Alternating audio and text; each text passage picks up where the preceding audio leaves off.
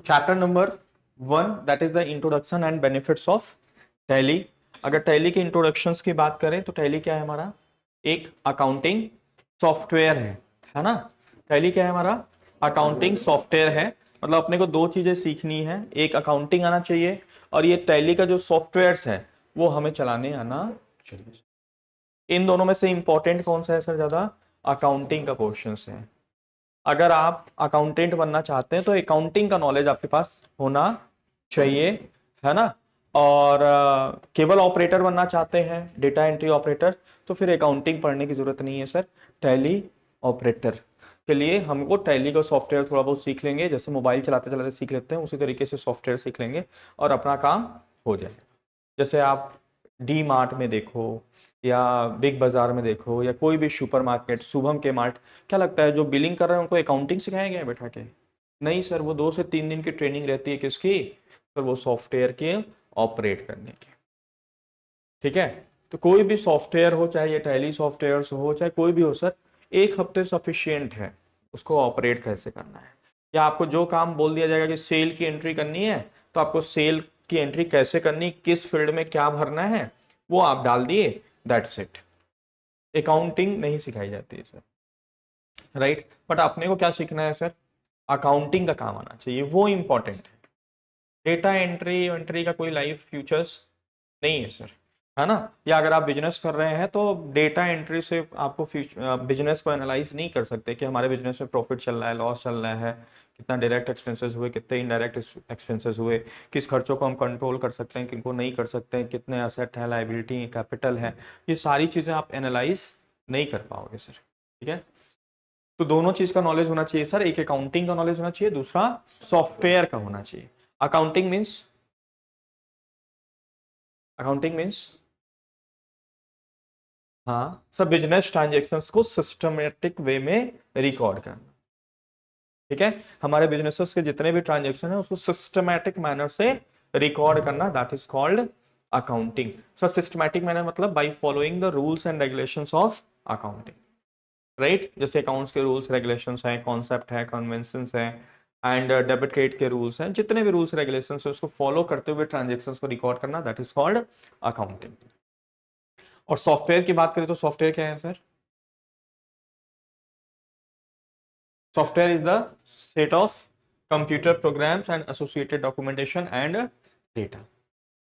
मैं इसको डिफाइन करने से बचता हूं सर क्योंकि मैं इस फील्ड का हूं नहीं basically. And there are 2 types of software, first one is the readymade and second one is the custom.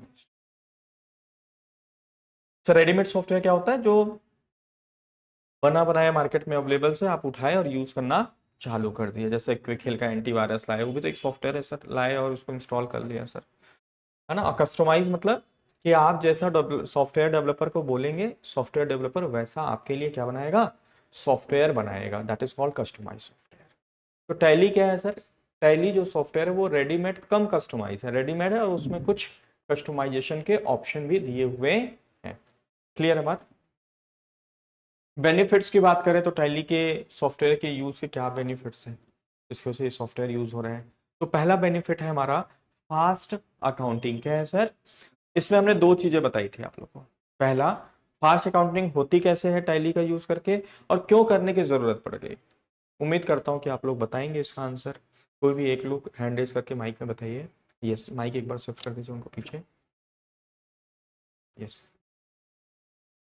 पहला बताओ कि भाई ये होता कैसे है फास्ट अकाउंटिंग।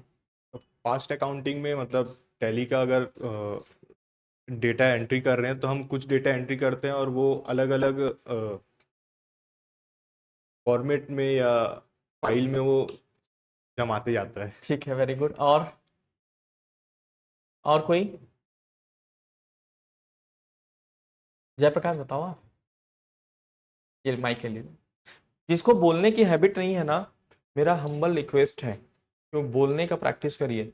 अगर बोलने का प्रैक्टिस नहीं है ना तो सारा ज्ञान क्या है सर, बेकार है सर। ये चीज हो सकता है जब आप जॉब फील्ड में उतरेंगे तब इसका इंपॉर्टेंस समझ पाएंगे। पर जॉब फील्ड में प्रमोशन उसको नहीं होता है जिसको ज्ञान है। ज्ञान तो होना जरूरी है सर। जो दूसरों को इन्फ्लुएंस कर सकता है, लीड कर सकता है, उसको उसका हेड बनाया जाता है।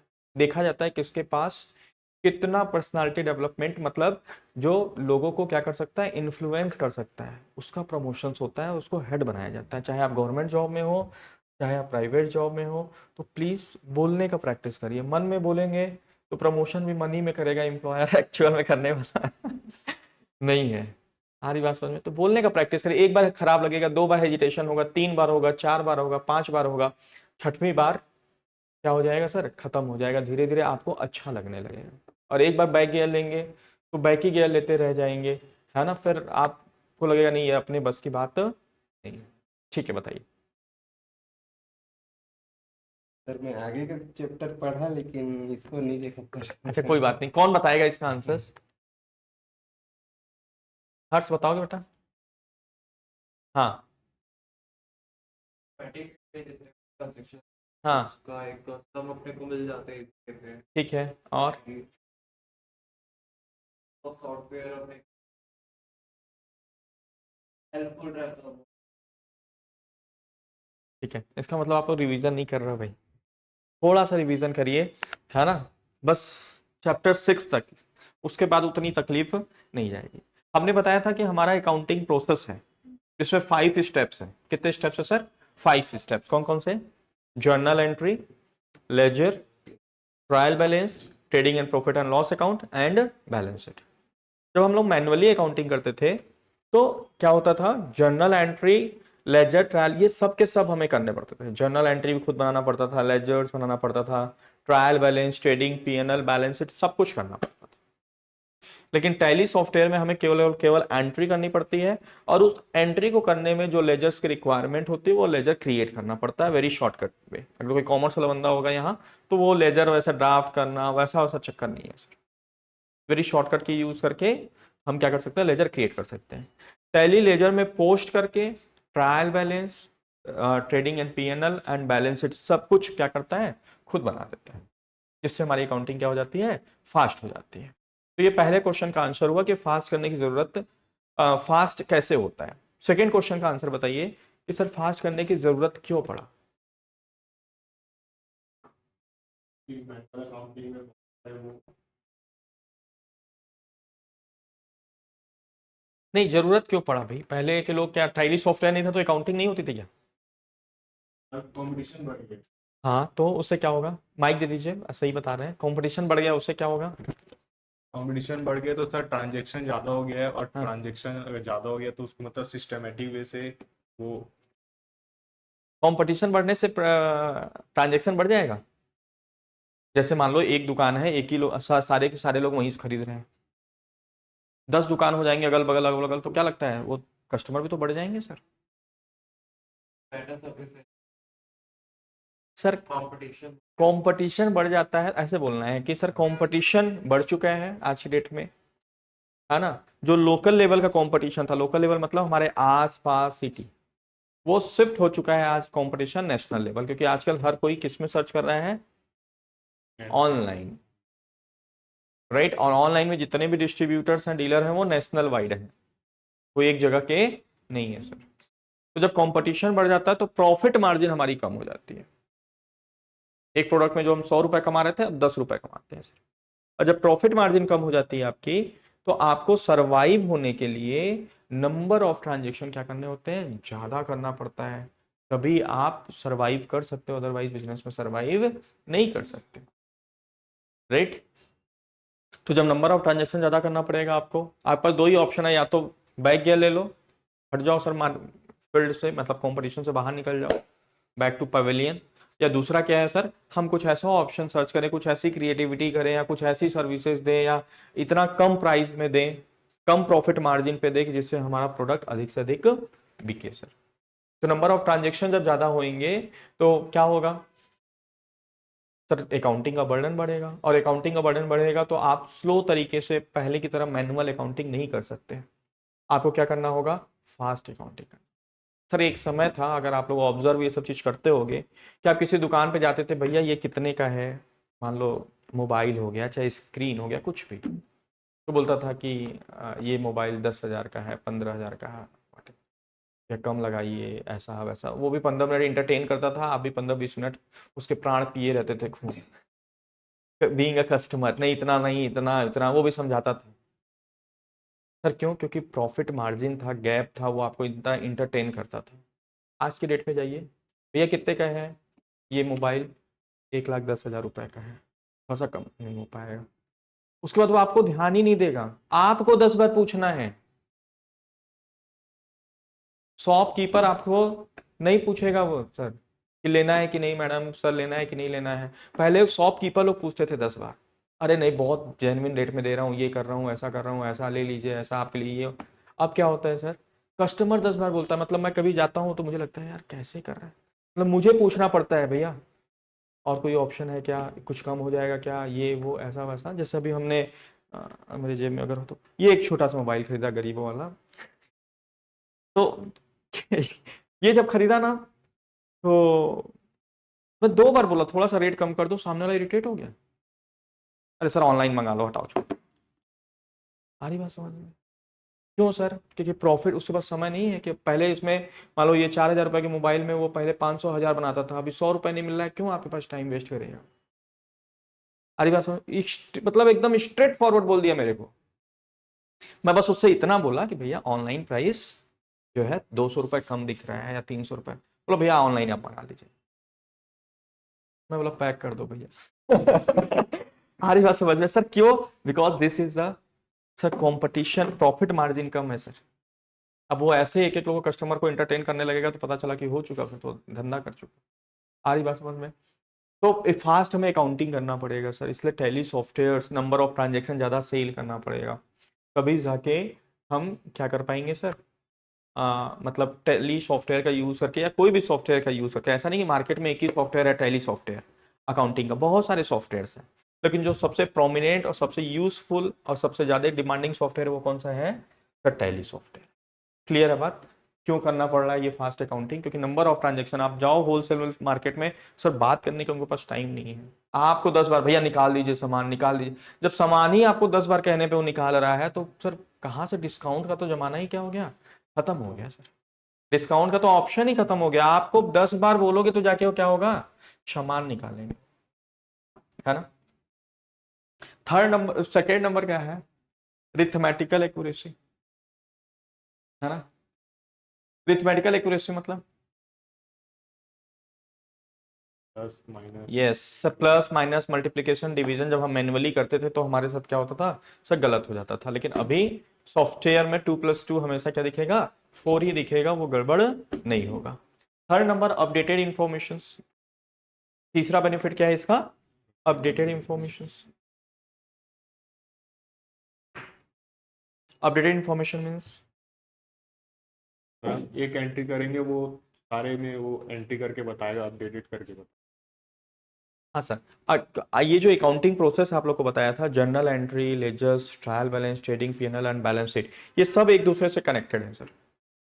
जर्नल एंट्री पहले बनाते हैं, उसके हेल्प से लेजर्स, उसके हेल्प से ट्रायल बैलेंस, उसके हेल्प से फिर trading and PNL account and balance sheet, right.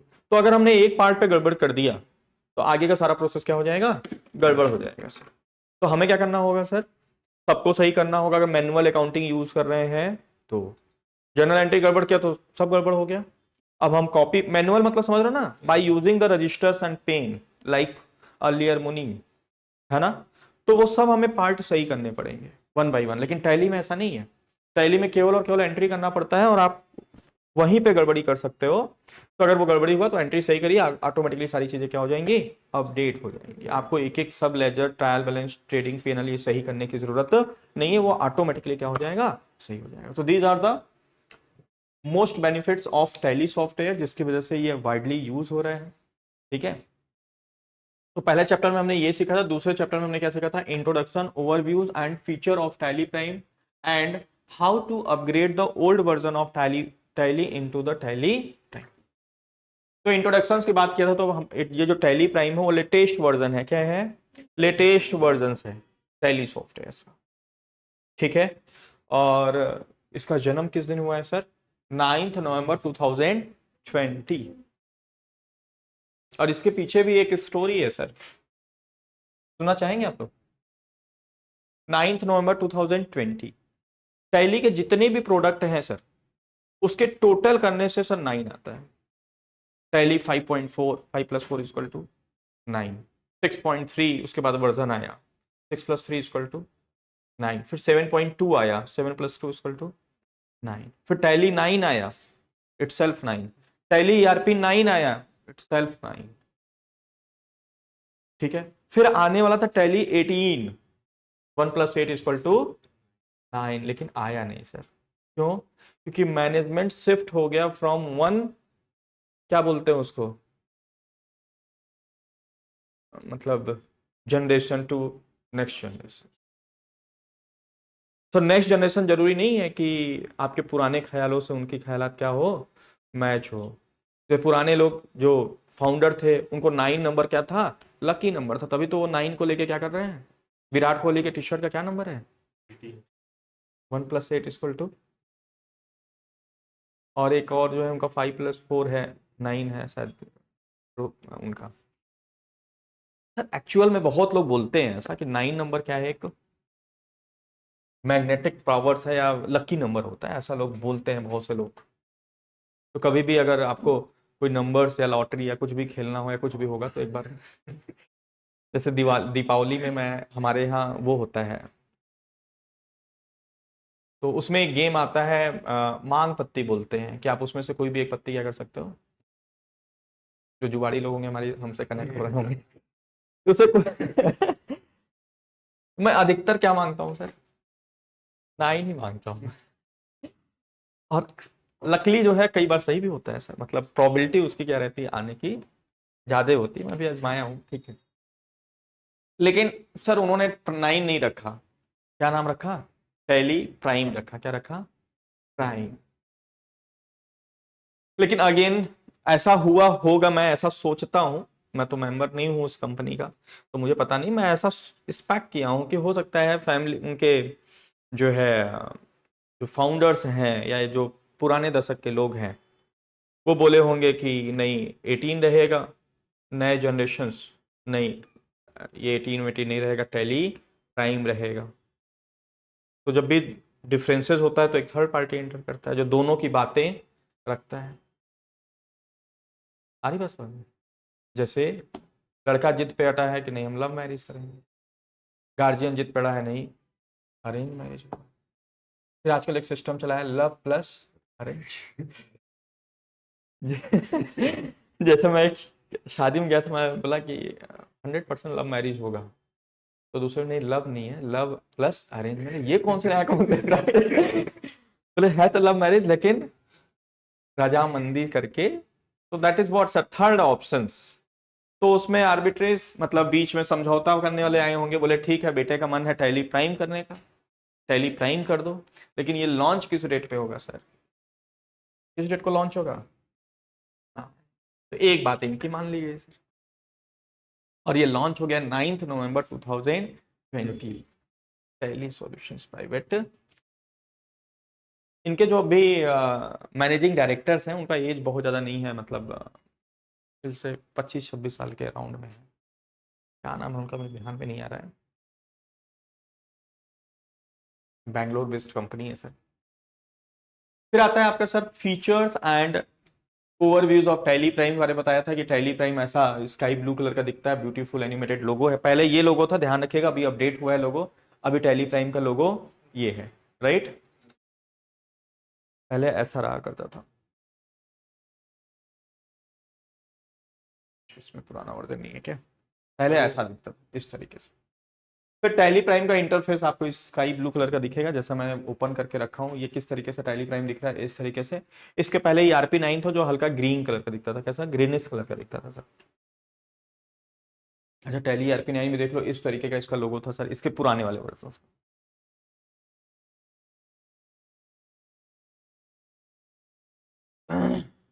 Features की बात करें तो सर टैली प्राइम में जो जबरदस्त फीचर्स आई है वो है गो टू फीचर्स। क्या है, गो टू फीचर्स। तो what is the go to features, मतलब पहले आप लोगों को बताया था कि सीनियर अकाउंटेंट क्या करते थे, खड़ा करते थे कि जूनियर अकाउंटेंट को पता ना चले किस ऑप्शन से क्या यूज हो रहा है, क्या आ रहा है।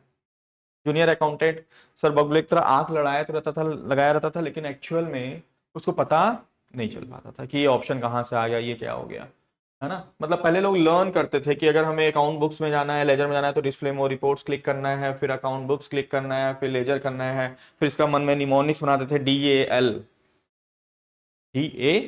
D for display more reports, A for account books, L for ledger. ठीक है, इस तरीके से निमोनिक्स सेट करते थे। और वो भी अब सीनियर अकाउंटेंट क्या करेगा, वो इस तरीके से कर लिया, अब लगा लो बगुले की तरह, पता ही नहीं चलेगा। वो अगर ऑप्शन ऐसा सेलेक्ट करे तब तो जूनियर अकाउंटेंट समझेगा ना, है ना। तो अब इस प्रॉब्लम को रिमूव करने के लिए टैली प्राइम ने, अच्छा इस प्रॉब्लम मतलब ये नहीं कि जूनियर अकाउंटेंट समझ सके, प्रॉब्लम ये जो हमको ध्यान में रखना पड़ता था, इसको एक बोलते हैं पाथ, क्या बोलते हैं, पाथ। कि डिस्प्ले मोर रिपोर्ट्स पे जाना है, फिर अकाउंट बुक्स पे जाना है, फिर लेजर पे जाना है। इस प्रॉब्लम्स को रोकने के लिए उन्होंने क्या डाल दिया, गो टू फीचर्स। यहाँ आप कोई भी चीजें सर्च कर सकते हो, जैसे आपको पता नहीं कैश फ्लो स्टेटमेंट कहाँ दिखता है, तो आप यहाँ पे टाइप करो कैश फ्लो स्टेटमेंट या कैश फ्लो, तो कैश फ्लो से रिलेटेड जितनी भी चीजें हैं आप यहाँ से सर्च कर सकते हो। तो दो बेनिफिट हुआ गो टू से सर। तो कौन कौन से, पहला आप जो सर्च कर रहे हो वो तो दिखेगा ही दिखेगा, दूसरा वो जो आप जानते भी नहीं हो वो भी आपको देखने को मिल रहा है कि कैश फ्लो से रिलेटेड क्या क्या चीजें रिपोर्ट्स टैली बनाता। तो बहुत ही जबरदस्त फीचर आया सर। दूसरा है access business data online. Sir access business data online मतलब कि आप कहीं से भी बैठ के अपने बिजनेस डेटा को ऑनलाइन क्या कर सकते हो, एक्सेस कर। आप लोग देखे थे क्या ये वीडियोस, एनीवन? टाइम नहीं दिया क्या इंस्टाग्राम आपको कल? कोई बात नहीं, देखिए कोशिश आज पूछ लीजिएगा इंस्टाग्राम या फेसबुक से। फेसबुक तो आप लोग कम यूज कर रहे होगे मोस्टली, इंस्टाग्राम अगर इंस्टाग्राम आपको अलाउ करेगा कि हाँ हाँ 5 मिनट ले लो मेरे में से, तो आप इसकी वीडियोस को देख लेना। उसमें सिंपली आपको यूट्यूब पे सर्च करना है access business data online alpha, लिख लीजिएगा AALPHA, तो हमारे वीडियोस आपको देखने को मिलेंगे। सर क्यों आप ऐसा कर दिए, क्योंकि ये लाइसेंस वर्जन में काम करता है। एक्सेस बिजनेस डेटा ऑनलाइन किस में करता है, लाइसेंस। कभी मैं लाइसेंस वर्जन, अभी मैं एजुकेशनल वर्जन ओपन किया हूं, कभी लाइसेंस वर्जन कन्वर्ट करके, अब उसके लिए इंटरनेट भी चाहिए, तो इंटरनेट कनेक्टेड है कि नहीं कनेक्टेड है देखना पड़ेगा, तो कभी मैं आपको सेटअप करके दिखा दूंगा।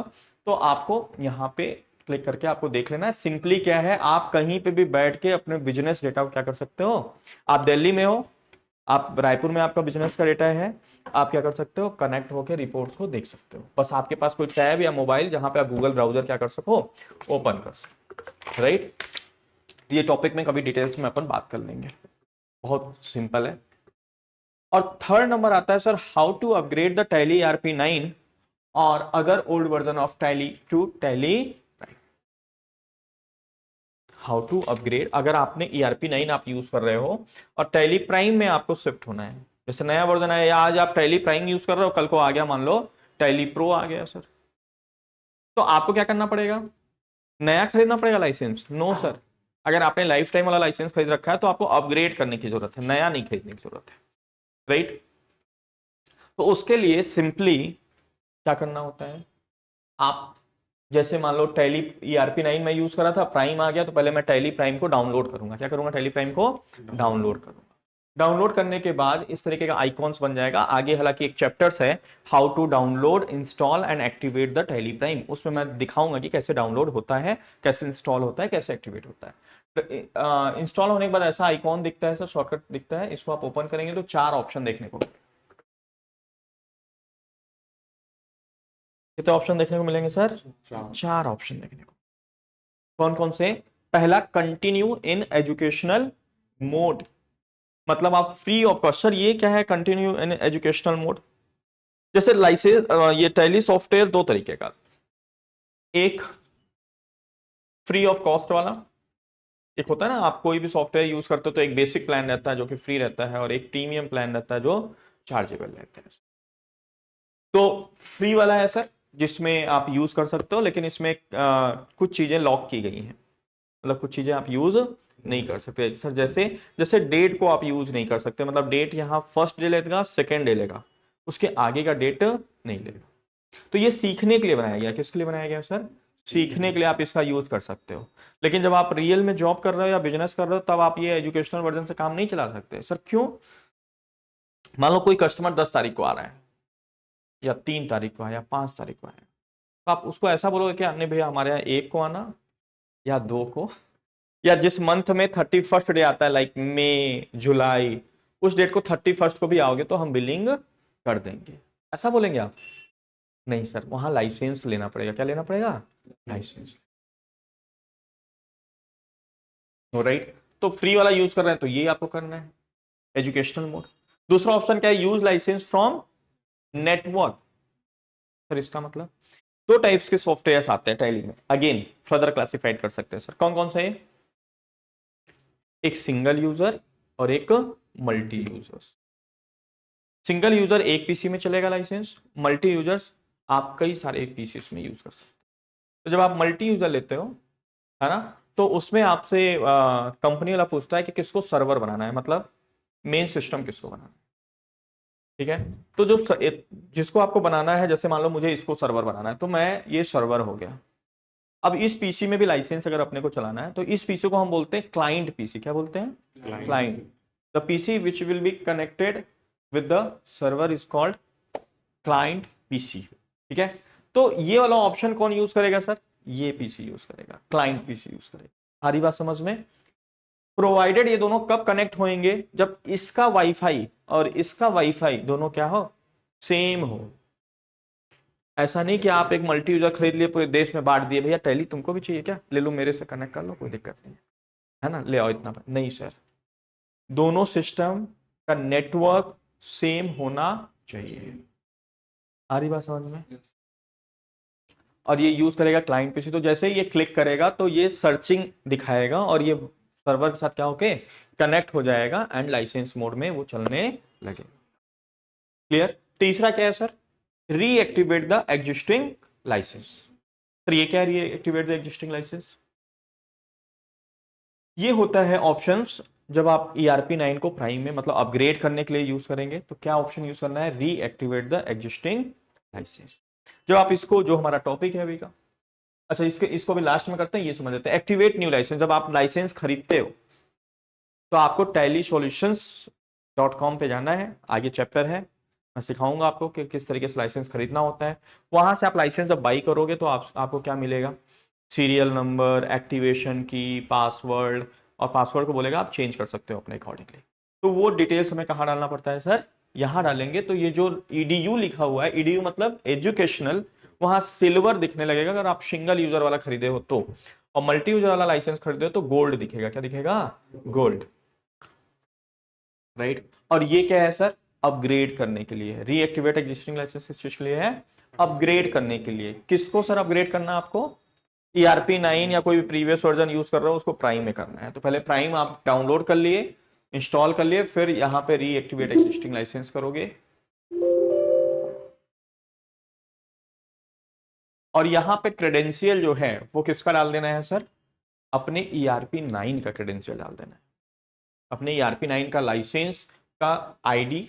सर आईडी क्या होता है? टेलीनेट आईडी।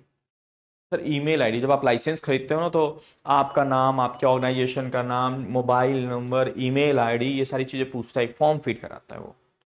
तो आप जो ईमेल आईडी डालोगे वही आपका क्या हो जाएगा? टैली का नेट आईडी हो जाएगा। और यहां क्या डालना है? पासवर्ड। सर किसका? ERP9 का। जैसे ही इसमें डाल के पासवर्ड आप एंटर मारेंगे, एक पॉपअप आएगा, do you want to surrender your Tally ERP9 license and activate the Tally Prime? Answer is yes. ऐसा नहीं वो करेगा कि लाइसेंस ERP9 का भी दे दिया और प्राइम का भी दे, नहीं, एक से हट जाएगा और दूसरे में आपका एक्टिवेट हो जाएगा। You were saying कि मल्टी यूजर्स पे लाइक जैसे एग्जांपल दिया कि अगर दो डिवाइसेस कनेक्टेड है हाँ। सेम वाईफाई पे होने चाहिए हाँ, सेम वाईफाई में, सेम नेटवर्क। मल्टी यूजर्स पे भी हाँ, मल्टी यूजर्स में केस नेक्स्ट डिस्टेंस टू नहीं होगा। उसके लिए जो है दूसरा प्लान है इनका। तो उसके लिए स्पेसिफिक प्लान है कि नहीं? हाँ, उसके लिए है प्लान, सर्वर का रहता है। उसमें आपको सर्वर खरीद तो फिर अलग अलग प्लेसेस के बंदे क्या हो सकते हैं? कनेक्ट हो सकते हैं। या आजकल क्लाउड बेस्ड सिस्टम चला हुआ है, ऐसा बहुत सी कंपनियां क्लाउड बेस्ड दे रही हैं जिससे आप अलग अलग जगह पे भी अपने डेटा क्या कर सकते हो? यूज कर सकते हो।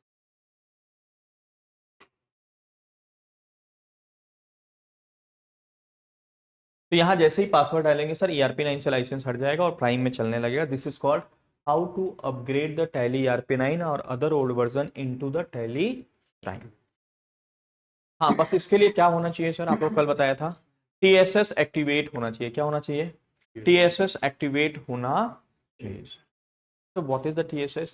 TSS is a full form is Tally Software Services, which is bundle of services sir, जिसमें मतलब अगर उसको आप TSS हर साल रिन्यूअल करना पड़ता है। अगर आपने रिन्यूअल नहीं किया है तो कुछ ऑप्शन आप यूज नहीं कर सकते। उसमें से एक एक्सेस बिजनेस डेटा ऑनलाइन का ऑप्शन है, और एक अगर आप अपग्रेड करना है और TSS अगर एक्टिवेट नहीं है तो पहले TSS आपको क्या करना होगा? एक्टिवेट करना होगा। ठीक है, ये उसके प्राइजेस हैं TSS के। तो ये 2 चैप्टर हम लोग कर चुके हैं सर, और आज हम लोग करेंगे सर चैप्टर नंबर 3। आज का चैप्टर बहुत इंपॉर्टेंट है सर, और प्लीज इसको रिवीजन करिएगा, अदरवाइज दिक्कत जाएगी आप लोग को। सर क्या है chapter? Sir basic accounting terms. अब मैं पहले एक, अभी जो लेक्चर चलेगा वो अकाउंट से रिलेटेड लेक्चर चलेगा। किससे रिलेटेड चलेगा? अकाउंट्स। हमारा जितना अकाउंट्स स्ट्रांग रहेगा सर, हमें अकाउंटिंग करने में, टैली सॉफ्टवेयर यूज करने में उतना ही अच्छा फील आएगा, अच्छा लगेगा अपने को। ठीक है, तो बेसिक अकाउंटिंग टर्म्स में हम लोग सीखने वाले हैं सर, अकाउंट्स में यूज होने वाले टर्म्स क्या है, उसका मतलब क्या है सर। तो पहला टर्म्स क्या है sir? First one is the business. फिर ये क्या है? इसमें से कॉमर्स वाले कोई हैं? 1 2 3। बताओ भाई, business transaction. related to business transaction. Very good, related to business sir.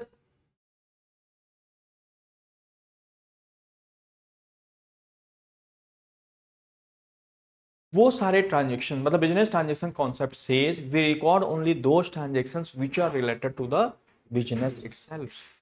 We do not record any personal transactions, right sir. For example, जैसे मान लो ये अल्फा ग्लोबल इंस्टीट्यूट है, तो हमको अल्फा ग्लोबल से रिलेटेड, हम अकाउंटेंट या अकाउंटिंग किसी ओनर के नहीं होते सर, बिजनेस के होते हैं। किसके होते हैं?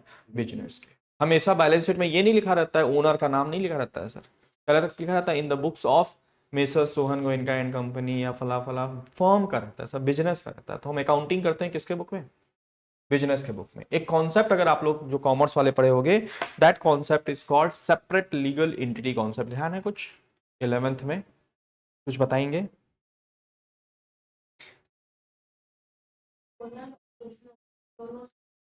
Very good. हाँ, और कुछ उसके बारे में थोड़ा बहुत?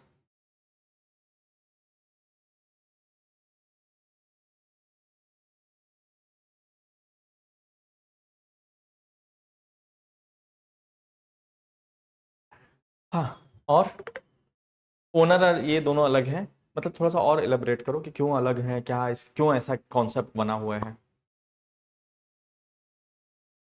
जो बिजनेस के जो मतलब जो कंपनी के जो ट्रांजेक्शन होंगे वो कंपनी में रहेंगे, और जो ओनर के जो मतलब जो पर्सनल यूज के लिए निकाल रहा है उसका ट्रांजेक्शन वो अपने बुक में या अपने अकाउंट में वो अलग करेगा। ठीक है, क्यों ऐसा बनाएं, क्यों गया ये कॉन्सेप्ट? ताकि जो बिजनेस का है वो बिजनेस में रहे और जो पर्सनल यूज का है वो अलग रहे। ठीक है, तो बिजनेस मतलब ये सेपरेट लीगल एंटिटी कॉन्सेप्ट इसलिए बनाया गया है कि बिजनेस अलग है और ओनर अलग है। जैसे इन्होंने बताया कि सर हमें बिजनेस का profit and loss account find out करना है। किसका फाइंड आउट करना है? बिजनेस का। अगर ओनर के हम पर्सनल ट्रांजेक्शन या ओनर को अगर हम अलग नहीं करेंगे तो तकलीफ हो जाएगा सर। सर कैसे? जैसे ये 2 पॉकेट है हमारा, ठीक है, ये दोनों पॉकेट मेरा है सर। अगर मैं इस वॉलेट को इसमें रखूं चाहे इसमें रखूं, कोई फर्क पड़ेगा क्या? नहीं सर, क्योंकि दोनों मेरे क्या हैं? मेरे ही हैं सर, मेरे 2 अनमोल रतन। ठीक है, तो कोई फर्क नहीं पड़ेगा सर। उसी तरीके से अगर ओनर और बिजनेस को एक मान लिया जाएगा, चाहे बिजनेस निकाले, मतलब ओनर बिजनेस से पैसा निकाले या लगाए, कोई फर्क नहीं पड़ना चाहिए सर, क्योंकि दोनों एक ही है। लेकिन फर्क पड़ेगा, अगर ओनर बिजनेस से पैसा निकालता है तो बिजनेस को फर्क पड़ेगा। इसलिए दोनों क्या कर दिया गया है? अलग किया गया कि भाई बिजनेस अलग है, ओनर अलग है।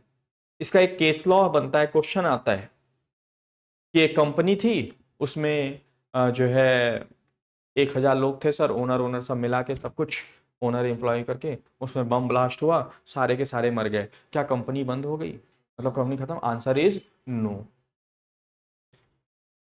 लोग आएंगे जाएंगे, कंपनी एज इट इज जिंदा रहेगा।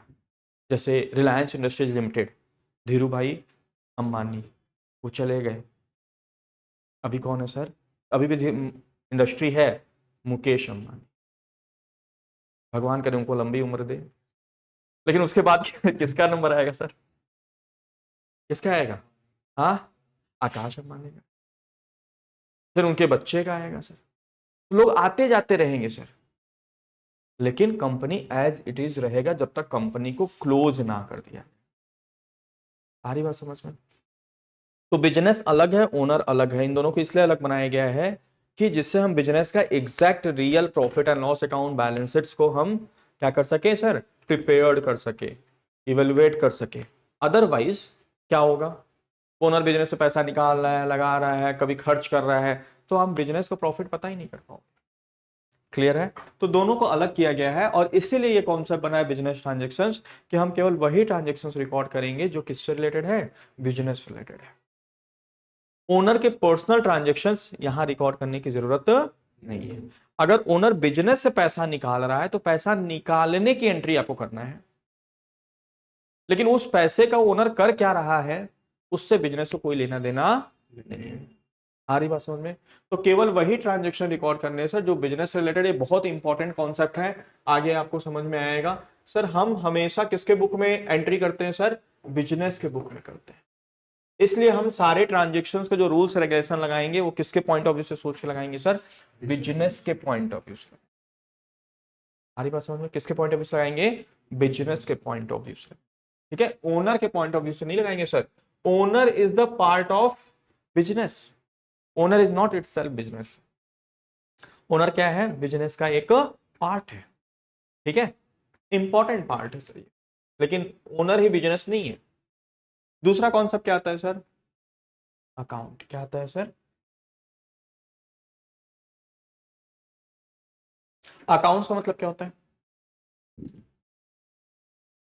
अकाउंट मतलब बताइए, कॉमर्स वाले तो बताओ कम से कम। सर पर्टिकुलर हेड के अंडर में उससे रिलेटेड सारे ट्रांजेक्शन्स को रिकॉर्ड करना, that is called account. Sir क्यों बनाते हैं अकाउंट्स? जिससे पर्टिकुलर हेड का स्टेटस पता चले। फॉर एग्जाम्पल्स, आप हमारे यहाँ एडमिशन लिए, एक होता है रिसीट बुक जो हम रिसीट काट के देती है, right? That is what sir? That is a kind of journal entry you can say. आप आए एक दिन, बोले सर मुझे मैं कितना फीस दे दिया हूं और कितना फीस हमारा पेंडिंग है, तो मैं क्या करूंगा? एक साइड लिखूंगा टोटल फीस, मतलब कोर्स फीस, कितने का कोर्स फीस था, और एक साइड लिखूंगा कितना कितना पैसा आपने दिया है, और उन दोनों का डिफरेंस निकाल के आपको बताऊंगा कि इतना पैसा मुझे आपसे और लेना है। तो ये मैं बनाया क्या सर? ये अकाउंट बनाया। आपका क्या बनाया? अकाउंट। आपका हेड मतलब आपके नाम के अंडर में आपसे रिलेटेड केवल ट्रांजेक्शन। जबकि रिसीट बुक में क्या होता है? आप काटोगे तो भी उसी में से निकलेगा, ये भी पेमेंट करेंगे तो भी उसी में से, तो वो सब मिक्स है सर, तो उसको स्पेसिफाइड करते हैं। तो जर्नल एंट्री क्या होती है? सारे ट्रांजेक्शन सारे हेड के एक ही बुक में रहते हैं, उसे फिर क्लासिफाई करना होता है, राइट? राम से रिलेटेड ट्रांजेक्शन को राम के अकाउंट में, श्याम से रिलेटेड ट्रांजेक्शन को श्याम के अकाउंट में, बिल्डिंग से रिलेटेड ट्रांजेक्शन को बिल्डिंग अकाउंट में, प्लांट एंड मशीनरी से रिलेटेड ट्रांजेक्शन को प्लांट एंड मशीनरी, जिससे पर्टिकुलर हेड के रिलेटेड उसका हमें स्टेटस पता चल सके sir, that is called account. Clear है बात? Third number is the capital. Sir capital means, जो बिजनेस लगाने में अब माइक लेके बोलिए आराम से, प्रोफेशनल में। जो बिजनेस लगाने में जो पैसा लगा वो कैपिटल बिजनेस स्टार्ट करने के लिए जो पैसा लगा। लगाया गया, ठीक है। इसको और थोड़ा सा प्रोफेशनल में अगर बोले तो sir the amount which is invested by the owner is called, मतलब दूसरे वर्ड से बोले सर तो ओनर का ही अकाउंट कैपिटल अकाउंट बोला जाता है। क्लियर है? ओनर का अकाउंट क्या होता है? Capital account. ठीक है, 3 टाइप्स के बिजनेसेस होते हैं मेनली। सर कौन कौन से? Proprietorship, partnership and company. आ रही बात समझ में? प्रोप्राइटरशिप मतलब यस सर, जिसमें ओनली वन ओनर रहते हैं, सोल प्रोप्राइटरशिप। पार्टनरशिप जिसमें दो या दो से अधिक रहते हैं सर। और कंपनी जिसमें बहुत सारे ओनर्स होते हैं, राइट। तो प्रोप्राइटरशिप के केसेस में जो है प्रोप्राइटर का ही कैपिटल प्रोप्राइटर्स कैपिटल कहलाता है। पार्टनरशिप फॉर्म में पार्टनर्स कैपिटल कहलाता है। और कंपनी के केसेस में ओनर कौन होते हैं सर? शेयर होल्डर्स होते हैं। कौन ओनर होते हैं? Share holders. इसलिए उसको बोलते हैं शेयर कैपिटल। जो शेयर होल्डर्स पैसे लगाते हैं that is called share capital. And company दो प्रकार की होती है sir, private limited company and public limited company, right. So what is the private company? अब आप बोलोगे सर गवर्नमेंट कंपनी भी होती है। Government company is a part of public company, right. तो क्या होता है सर प्राइवेट कंपनी और क्या होता है public company? apart from the mike ले लीजिए प्लीज, थोड़ा सा माइक लेंगे तो क्या है। हाँ, प्राइवेट कंपनीज अपने शेयर्स मार्केट में सेल नहीं कर सकती। वेरी गुड, एक बार क्लैपिंग हो जाए भाई इनके लिए। और पब्लिक? पब्लिक कर सकती है। सर पब्लिक कर सकती है, इसका नाम ही है पब्लिक कंपनी, मतलब जिसमें पब्लिक पैसा लगा सकता है, उसमें पब्लिक का भी पैसा लगा हुआ है, that's why it is called public company. और प्राइवेट कंपनी इसलिए प्राइवेट बोला गया है जिसमें प्राइवेटली कुछ लोगों का पैसा लगा है। They can not issue share into the market, वो मार्केट में शेयर इशू नहीं कर सकते, राइट। तो जैसे रिलायंस इंडस्ट्रीज लिमिटेड, क्या है वो प्राइवेट कंपनी या public company? Reliance industries limited public company, public है। जिसको जो लग रहा है बताओ भाई। रिलायंस इंडस्ट्रीज लिमिटेड, हाँ पब्लिक लोग कितने? 1 2 3 4 5। अरे क्या बात है, ऐसे ही थोड़ी ना बोला गया भेड़िया चल सर एक लोग उठाओ सर धीरे धीरे, ठीक। और कितने लोगों को प्राइवेट लग रहा है? जंगल में शेर कौन है? एक और दो। और किसको लग रहा है सर ये तो हमारे परे से बाहर है, ग्रेविटी से ही बाहर चल रहा है? सर पब्लिक वाले बताएं पहले, पब्लिक क्यों लग रहा है भाई? वेरी नाइस सर, बहुत बढ़िया सर। रूल्स पहली बात यह है कि जो पब्लिक लिमिटेड कंपनी होती है उनको अपने नाम के आगे लिमिटेड या पब्लिक लिमिटेड लिखना कंपलसरी है।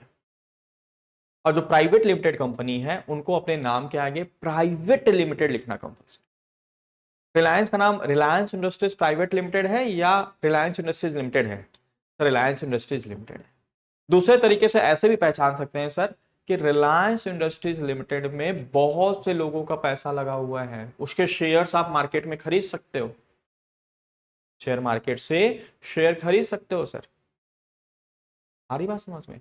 तो जितनी भी कंपनियों के शेयर्स बिक रहे हैं, टाटा, रिलायंस, अदानी, है ना, ये जितने भी शेयर्स बिक रहे हैं, क्या नाम था इनका, जिनके अभी बेटे अभी गुजर गए भाई, वेदांता ग्रुप, इन सब के शेयर्स, मारुति, टीवीएस, इन सब ये सारी कंपनियां क्या हैं? सब पब्लिक लिमिटेड कंपनी है। नहीं सर आप गलत बोल रहे हो, मैं डाइजेस्ट नहीं कर सकती क्योंकि इसमें तो कुछ भी होता है तो मुकेश अंबानी ही बोलते हैं, कुछ भी होता है तो आकाश अंबानी बोलते हैं, तो ये पब्लिक कैसे हुआ? अगर पब्लिक रहता तो पूरी पब्लिक बोलती कि आज ये लगेगा वो लगेगा ऐसा लगेगा वैसा लगेगा। नहीं सर ये पब्लिक लिमिटेड कंपनी है। तो मुकेश अंबानी क्यों फ्रंट पे आ रहे हैं? क्योंकि बताएंगे क्यों मुकेश अंबानी फ्रंट पे आते हैं? क्योंकि मेजर शेयर होल्डर हो। यस सर, क्योंकि उस कंपनी में मैक्सिमम जो अमाउंट शेयर होल्डिंग है 40% अप्रॉक्स शेयर होल्डिंग किसकी है सर? मुकेश अंबानी की है। और किसी भी चीजों को पास करने के लिए, कोई भी चीज मतलब कोई भी रेजोल्यूशंस पास करने के लिए कि आज जैसे अगर ये होगा कि भाई आकाश अंबानी को ये बनाया जाएगा, इस कंपनी का चेयरपर्सन बनाया जाएगा, उसके लिए ना रिजोल्यूशंस होता है कि थोड़ा बहुत कंपनी लॉ अगर आप वो कर पाए, रिकॉल कर पाए, उसके लिए रिजोल्यूशन पास होता है। ऐसा नहीं हुआ कि बस मन में आया और बना दिए, उसके लिए बोर्ड मीटिंग बैठती है, रिजोल्यूशंस पास होते हैं। तो दो टाइप्स के रिजोल्यूशंस होते हैं सर, एक स्पेशल रिजोल्यूशन होता है, एक ऑर्डिनरी रिजोल्यूशन। ऑर्डिनरी रिजोल्यूशंस में 1/2 2 या मतलब 50% वोटिंग राइट्स अगर हो गया तो वो रिजोल्यूशन पास हो जाता है, और स्पेशल रिजोल्यूशन में 2/3। आ रही बात समझ में? तो अगर मान लो जो है आकाश अंबानी को मान लो किसी कंपनी का चेयरपर्सन बनाना है, तो अगर मुकेश अंबानी बोल दे कि हाँ ये मेरा बेटा ही बनेगा, मतलब वो 40% वोटिंग राइट्स पड़ चुकी है सर। वो बोल दिए मतलब 40% वोटिंग राइट्स, क्योंकि 40% शेयर किसके पास है? उनके पास है। जिसके पास जितना शेयर उसकी उतनी वोटिंग राइट्स। शेयर समझते हो ना? शेयर का नाम शेयर क्यों पड़ा भाई? जैसे ये केक है, राइट, इसका 40% शेयर, हिस्सा, शेयर मतलब होता है हिस्सा, किसके पास है? 60% पार्ट जो है, ये 40%, 60% पार्ट किसका है सर? लाखों लोगों का है। उसमें ऐसे बिंदु बिंदु बिंदु बिंदु बिंदु बिंदु बिंदु बिंदु लाखों लोगों का मिला के है। तो मुकेश अंबानी कोई बात कह दिया मतलब 40% वोटिंग राइट हो गई, और जो 10% है ना, वो भी उनके फैमिली मेंबर या रिलेटिव, क्लोज रिलेटिव, इन लोग का है। तो पूरा कंट्रोल किसका है सर उस कंपनी में? उनका है। लेकिन उन्हीं का पूरा पैसा नहीं लगा है। किसका लगा है सर? पब्लिक का बहुत सारा पैसा। आ रही बात समझ में? तो this is the public limited company. मतलब ये उसी तरीके से है कि जैसे अगर आप रात में फोटो खींचते हैं आकाश का, तो आप किस पे हाईलाइट मारेंगे? तारे पे कि या चांद पे? चांद पे हाईलाइट होगा। जैसे अगर कोई बोला जाए कि आज ना आपको आकाश का फोटो भेजना है, कल पेपर में वो करना है, तो आप क्या एक तारे पे ऐसे फोकस मारोगे? सर चांद और उसके बगल में छोटे मोटे, आरी पास में तो चांद है ये। ठीक, ये बाकी लोग सर उतने फोकस्ड में नहीं आते हैं। ऐसा नहीं कि उनका पार्टिसिपेट नहीं है। दो टाइप्स के इन्वेस्टर होते हैं सर, ठीक है? जो पब्लिक पैसा लगा रखी है वो दो टाइप्स के होते हैं। पहला, जो केवल इतना मतलब रखते हैं, जिसकी संख्याएं ज्यादा हैं कि जब शेयर का प्राइस बढ़ेगा तो बेच के 1000, 2000, 5000, 10,000, लाख, 2 लाख, 5 लाख, 10 लाख कमा लेंगे। That's it. उनको बिजनेस में क्या चल रहा है उससे कोई लेना देना नहीं है सर। उनका पूरा फोकस किस पे रहता है कि जब शेयर प्राइस बढ़ेगा तो हम बेच देंगे और पैसे कमा लेंगे। उनको बिजनेस ऑपरेशन, क्योंकि उनका पैसा बहुत थोड़ा लगा है सर। और सेकंड कैटेगरी किसकी है सर? जिसका हैवी इन्वेस्टमेंट लगा है, जिसको ऑपरेशन या मैनेजमेंट में पार्टिसिपेट करना है, एक एक डिसीजन में उसको पार्टिसिपेट करना है, तो उसका क्या लगा है सर? करोड़ों रुपए लगे हैं सर। हमारी बात समझ? तो सेकेंड कैटेगरी वो है, वो ज्यादा इंटरेस्ट दिखाती है, वो इंटरफेयर करती है कि नहीं नहीं, ये अंबानी नहीं बनेंगे, आपका बेटा नहीं बनेगा, वो बनेगा, ऐसा बनेगा, ऐसा बनेगा। फिर उसके हिसाब से डिसाइड होता है कौन कितना वोटिंग राइट दे रहा है, उस पर डिसाइड होता है। इसलिए ये company sir public limited company है। क्या है? पब्लिक। इसका पहचानने का सिंपल सा तरीका है कि उस कंपनी का नाम क्या है, आप उस पर फोकस करो। अगर प्राइवेट लिमिटेड लिखा है मतलब प्राइवेट लिमिटेड कंपनी है सर, उसमें किसी आउटसाइडर का पैसा नहीं है। वो एक छोटा रूप है कंपनी का, और बड़ा रूप क्या है सर? पब्लिक।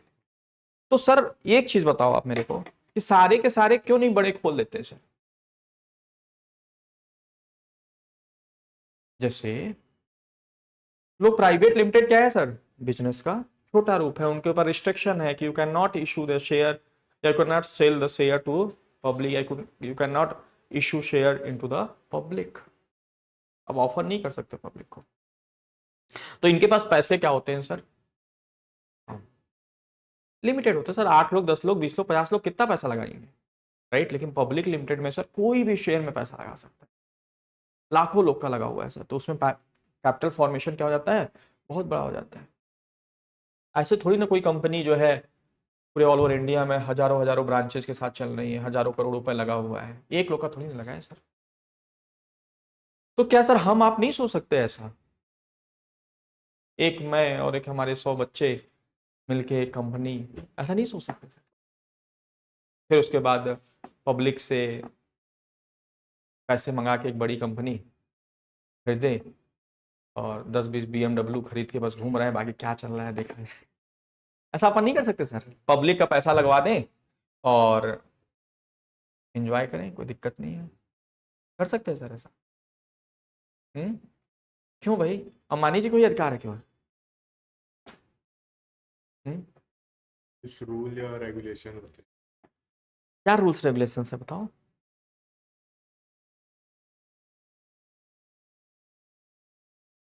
सर हम आप अगर पब्लिक में शेयर बेचेंगे ना, तो हमें कितने लोग जान रहे हैं? आप 150 लोग, राइट? तो हमारे शेयर्स कितने लोग खरीदेंगे सर? 150 लोग, राइट? तो रूल्स है सेबी का, ये जो शेयर्स इश्यूज वगैरह होता है उसको गवर्न कौन करता है सर? कौन कंट्रोल करता है? सेबी। सर सेबी कौन है? Security exchange board of India, जो एक बोर्ड बनाया गया है गवर्नमेंट का, गवर्नमेंट बॉडीज है जो शेयर्स मार्केट से रिलेटेड जो भी चीजें होती है उसको कंट्रोल करता है, रूल्स रेगुलेशन। तो सेबी का नियम है कि अगर आप कोई भी शेयर इशू कर रहे हो और वो 90% या उससे ज्यादा सब्सक्राइब नहीं हुआ या 90% से कम सब्सक्राइब हुआ, तो इज्जत के साथ सबका पैसा विद इंटरेस्ट लौटाना पड़ेगा। अब मैंने 1 लाख शेयर मान लो इशू कर दिया कि भैया पब्लिक लिमिटेड कंपनी बनाएंगे, 1 लाख शेयर इशू कर दिया, बिका कितना? 100। वो भी 100 बार कॉल गया, अच्छा एक ले लेना यार, एक शेयर देखो प्लीज, इज्जत की बात है। लिए कितने सर? 100। और शेयर कितने थे? 1 लाख। क्या होगा सर? हंसी हसारत तो होगा ही मार्केट में, आई देखो पब्लिक लिमिटेड के ऊपर, और सारे लोगों का पैसा क्या करना पड़ेगा? इंटरेस्ट के साथ वापस करना पड़ेगा, और कंपनी भी फॉर्मेशन।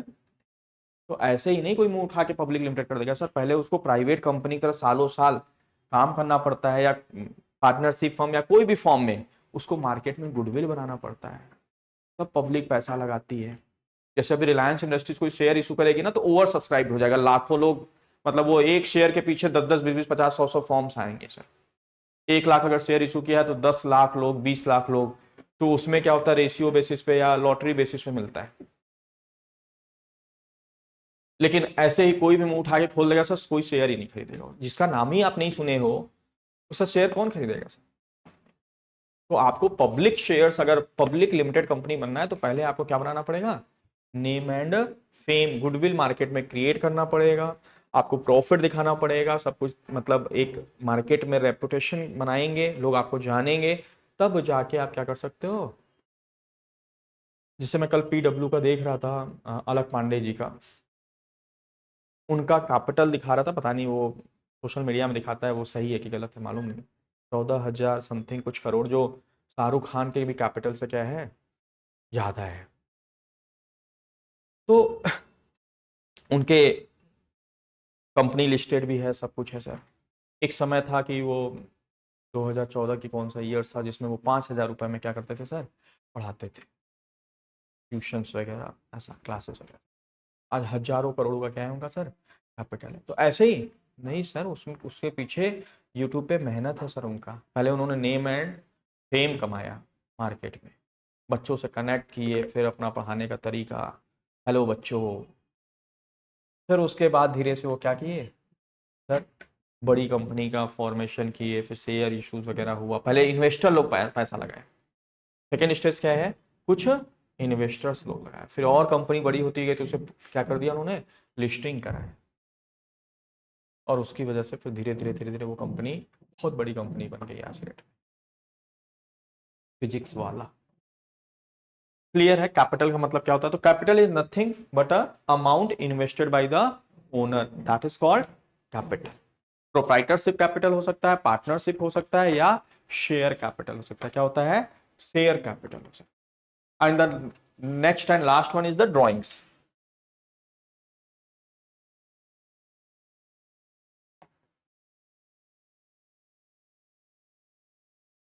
एक मैं अलग पांडे जी का इंटरव्यू पढ़ रहा था, तो उनका कहना था कि जब जैसे वो आईआईटी की तैयारी कर रहे थे, उनका सिलेक्शन नहीं हुआ, तो फिर वो कौन से कॉलेज वगैरह से नहीं किए, और उनके फ्रेंड सर्कल में जितने लोगों का सिलेक्शन हो गया या यूँ हो गया, कोई किसी कंपनी में बड़े पोस्ट पे है, किसी कंपनी में बड़े पोस्ट है, तो शादी वादी में कोई फ्रेंड वर्ड की शादी होती थी ना, तो ये जाते नहीं थे। होता ना, भाई तू क्या कर रहा है? ट्यूशन पढ़ा रहा हूँ, है ना। अब किसी की सैलरी 50 लाख ईयर की है, किसी का 40 लाख है, 50 लाख पैकेज पे कोई है, आपका फ्रेंड 50 लाख के पैकेज में, और आपसे पूछा जाए तो आप क्या बोलेंगे? 5,000 रुपये महीना, मतलब साल का, तो क्या क्या करोगे आप? अब मान लो वो बंदा उतरेगा तो आपका फ्रेंड BMW से उतर रहा है या कोई बढ़िया SUV से उतर रहा है, बढ़िया सूट बूट ब्लेजर ये वो, है ना, पूरा एकदम हाईटेक मोड में ना, 3 मोबाइल, एक ऐसे खोलने वाला, एक ऐसे वाला, एक वैसे पूरा, और यहाँ पे ब्रेसलेट ब्रेसलेट, यहाँ गोल्ड बड़ा, मतलब हर तरीके से, मतलब उसको देख के ही क्या लगेगा सर, क्या होता है ना सर, वो देख के ही पता चल जाएगा कि हाँ ये। और आप क्या किए? हाँ बाबूजी कहाँ? अच्छा अच्छा, हाँ बस आया यार खेत में, हाँ ठीक ठीक ठीक ठीक ठीक, दे दो उन्हें 500 रुपया। समझ पा रहा है सर? तो आदमी फिर क्या लगने लगता है सर? कटने लगता है। क्या लगता है? और जानता है कि ये 5,000 रुपये महीना कमा रहा है बच्चा उसका, और अलग क्या चल रहा है वो जान के क्या करेगा आपसे? 10 बार पूछेगा। उनको पता है आपके रिलेटिव्स या आपके नोन पता है कि आप क्या कर रहे हो, कंपटीशन की तैयारी कर रहे हो, लेकिन चूंकि उनका बेटा सेलेक्टेड हो चुका है, क्या पूछेंगे? भरी समाज में पूछेंगे और क्या चलना है, कहाँ जॉब और क्या चलना है आपका। तो ऐसे जब आप बोलोगे नहीं मैं CGPSC की तैयारी कर रही हूँ या UPSC की तैयारी, 6 साल पहले भी UPSC की तैयारी कर रहे थे, अभी तैयारी ही कर रहे हो, तैयारी ही चल रहा है आपका, एग्जाम में हम सिलेक्शन नहीं हुआ क्या? नहीं नहीं अभी कर रहे हैं, तैयारी चल। अरे देखे नहीं, मिश्रा जी का लड़का कलेक्टर पोस्ट पे है अभी। वो जान के आपको क्या करेंगे सर? सब कुछ जानते हैं लेकिन आपको डिमोरलाइज करेंगे। कैसे यार, वो 2 ही अटेम्प्ट में मार दिया, क्लियर हो गया, अभी आप यही कर रहे हो। मेरा भी बेटा ठीक ठाक है, मतलब बहुत अच्छा रैंक नहीं आया था, फिर अभी बोलता है कि नहीं मैं फिर से अटेम्प्ट, मतलब और जले पे एकदम है ना। तो वो जाना बेचारे बंद कर दिए थे कि नहीं नहीं जाएंगे, शादी कोई कहता रहता था नहीं जाता। ड्राइंग्स क्या होते हैं sir? It is the amount withdrawn. Drawing भी ओनर का अकाउंट है, ड्राइंग भी किसका अकाउंट है? ओनर का अकाउंट है। तो सर 2 अकाउंट क्यों है? अच्छा ड्राइंग का मतलब पहले समझ लेते हैं सर। ड्राइंग का मतलब क्या होता है सर? पर्सनल यूज के लिए ओनर जो बिजनेस से पैसा निकालता है, that is called drawings, that is called drawings. Sir rules ये कहता है कि एक बंदे का एक नाम से अकाउंट आना चाहिए। जैसे कोई कस्टमर है, आपसे सामान भी खरीद रहे हैं, आपको पैसा भी दे रहा है, तो ऐसा नहीं कि हम 2 अकाउंट खोलते हैं, एक सामान बेचने का अकाउंट और एक पैसा देने का, ना ना, एक ही अकाउंट होता है। एक नाम से कितने अकाउंट खोलने चाहिए? एक। लेकिन यहां कितने खोल रहे हैं? बंदा एक, अकाउंट क्यों? हाँ नहीं ऐसा क्यों भैया? एक ही में तो बना सकते थे, एक में भी तो बना सकते थे। हाँ नहीं, separate legal entity, separate legal भी है लेकिन बंदा तो एक है। भाई हम सिंपल कर लेते हैं सर, मैं 2 मिनट में लगा रहा हूं आपको। हम सिंपल कर लेते हैं कि भाई एक तरफ जितना पैसा लगा रहा है उसको क्रेडिट करते जाओ, जितना निकाल रहा है उसे डेबिट कर दो, दोनों का डिफरेंस मान उतना उसका पैसा लगा हुआ है। नहीं पर्सनल नहीं, नहीं है तो एक ही का ना, नहीं समझ रहे हो? जैसे मैं मान लो यहाँ 20 लाख रुपए लगाया, तो मेरा कैपिटल कितना लगा है इस बिजनेस में? 20 लाख। मैं 2 लाख किसी रीजन से निकाल लिया तो 2 लाख डेबिट कर दो। अभी कोई पूछेगा कितना लगा है? 18 लाख रुपीस। फिर एक लगा लिया 17, फिर 2 और ऐड कर दिया 19। तो 2 अकाउंट बनाने की क्या जरूरत है?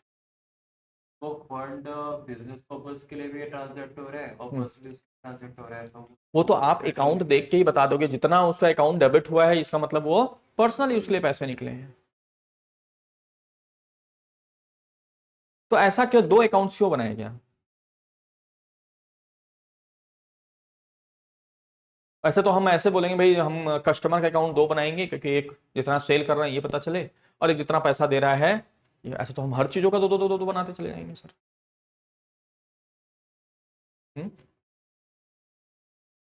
सर इंटरेस्ट के पॉइंट ऑफ व्यू से अगर आप देखोगे आपके बैंक में एक होता है सेविंग अकाउंट और एक होता है लोन अकाउंट। सर क्यों? क्योंकि दोनों का इंटरेस्ट रेट क्या है? अलग अलग है। उसी तरीके से कैपिटल पे इंटरेस्ट देती है कौन? सर बिजनेस देता है। और ड्राइंग्स पे इंटरेस्ट लेता है, लेकिन दोनों का रेट ऑफ इंटरेस्ट क्या है, अलग अलग है। देता कम रेट से है, लेता क्या रेट से है। जैसे बैंक में आप सेविंग अकाउंट है, बहुत ही मिनिमम रेट से आपको इंटरेस्ट मिलेगा, लोन लेने जाओगे तो 14, 15, 16, 18 क्या लगेगा सर, इंटरेस्ट आपको तो ज्यादा रेट से देना। तो इंटरेस्ट का कैलकुलेशन प्रॉपर हो सके इसलिए दो अकाउंट क्या किया गया है, अलग अलग। इसलिए कैपिटल अकाउंट अलग है और ड्राइंग्स अकाउंट अलग है। जब इंटरेस्ट वगैरह सब कैलकुलेट हो जाता है तो ड्राइंग्स को कैपिटल से माइनस करके नेट कैपिटल निकाल दिया जाता है। तो इंटरेस्ट का कैलकुलेशन इजी हो इसलिए हम लोग कौन सा अकाउंट बनाते हैं सर, ड्राइंग्स का अलग और कैपिटल। ठीक है, यहां तक अपन कर लिए। कल क्लासेस में लायबिलिटीज करेंगे। प्लीज आपसे रिक्वेस्ट है कि आप जो नहीं आए सो के अभी तक 2-3 क्लास लेक्चर नहीं आए, 2 लेक्चर्स, लेकिन आज का लेक्चर्स और आने वाले 3-4 जो चैप्टर्स हैं ये बहुत क्रूशियल है सर। इसको थ्योरी समझने की गलती मत समझिएगा। आज थोड़ा बहुत आपको अंदाजा लग गया होगा कि किस डीप में अपन कर रहे हैं, तो इसको थोड़ा सा रिवीजन करके क्लास में बैठेंगे तो आपको चीजें बहुत अच्छे आपके कंट्रोल में रहेगा। ठीक है, रिवीजन देखने के लिए ऐप वगैरह है ही है, आप वहां से वीडियो क्या कर सकते हैं, देख सकते हैं।